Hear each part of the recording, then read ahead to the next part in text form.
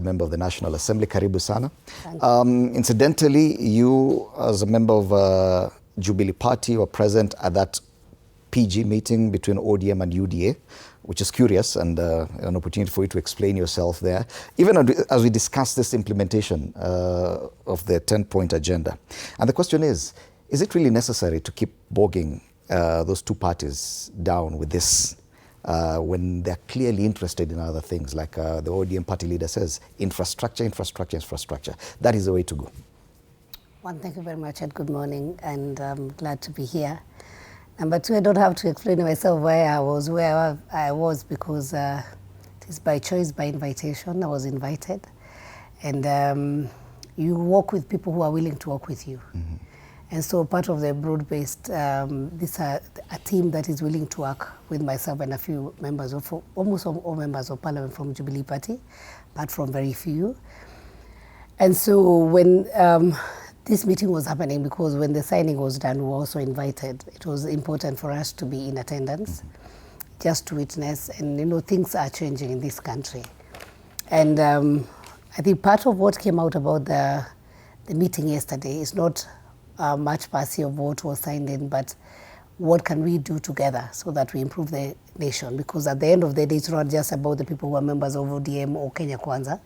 It's about the general feel of the Kenyan people and how we can be able to improve their lifestyles, how we can be able to improve the nature. And I think if you saw the ODM party leader, the youth leader, he talked about how we have been doing things, you know, and I just want to single out what he talked about, the disaster.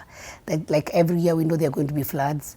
Then after that, then we will have another drought. And so we have to do things differently. And when two people who are opposing each other come together, and what I picked yesterday, it's not about competition, because what happens in this country is that if I am not on your side, then whatever you say, I have to oppose it. Mm-hmm. Basically, that's what has happened.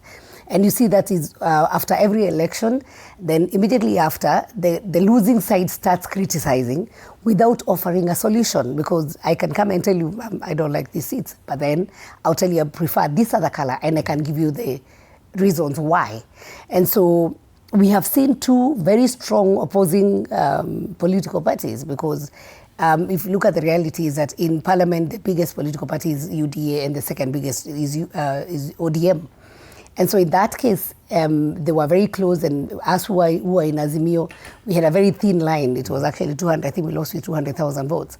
So then does it mean that for the next 5 years, you will not work for the many, we know majority of Kenyans who never supported you? And I think it was important for these two parties to come together. So what came out yesterday is that the 10-point agenda is not a matter of what has been done. It's not about ticking box. This has been done, this has not been done. It's about a continuous process on improvement of the lives of Kenyans. My concern is that it would appear there was little to do with the 10-point agenda. We are not questioning the necessity of these two parties to come together. Yes. It is the use of this 10-point agenda phrase that I'm wondering whether it is still relevant at this point.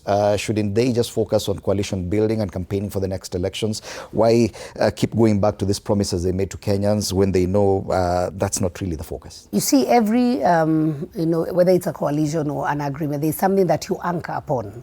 And then you can keep on asking yourself, our agenda was not about ourselves, it was about Kenya. So what did we want to achieve?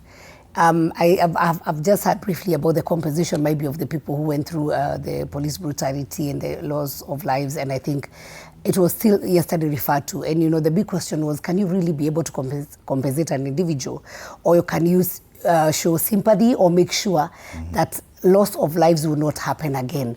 And then is it something that will just happen now, or is it a continuous process? And so yesterday what came out is that we are in a process of, you know, making Kenya better than we have found it. And so there were challenges before, there were issues that we are facing. Then how do we work together to make sure that we are able to achieve?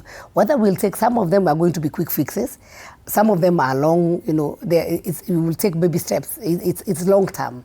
And so you cannot say, for instance, the issue of if it's economy. That fixing economy is not something that is going to happen overnight. It is a continuous process. The process. And when somebody says... The promise last year was that this was going to be implemented within 1 year. The implementation was, for instance, there was the issue of IBC. There were issues like about the constitutional amendment, and I think the president went through, even so, Honorable Sisiri asking about the issue of the gender. So there are some of those things that were supposed to be some constitutional amendment or some laws that were supposed to be passed in Parliament. Some have already been passed, some are in the process of being passed. So it is a continuous process, and that's why, like the issue of IBC now, it has been sorted.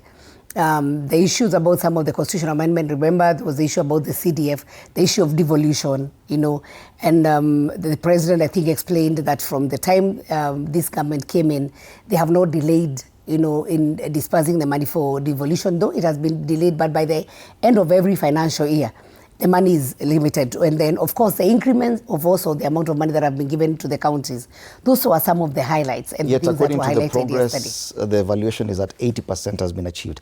But listening to even the president and even the ODM party leader, it would appear that this list, the 10-point agenda, is just something they loosely refer to, then come back to their campaign, coalition building, national infrastructure fund, and things that they already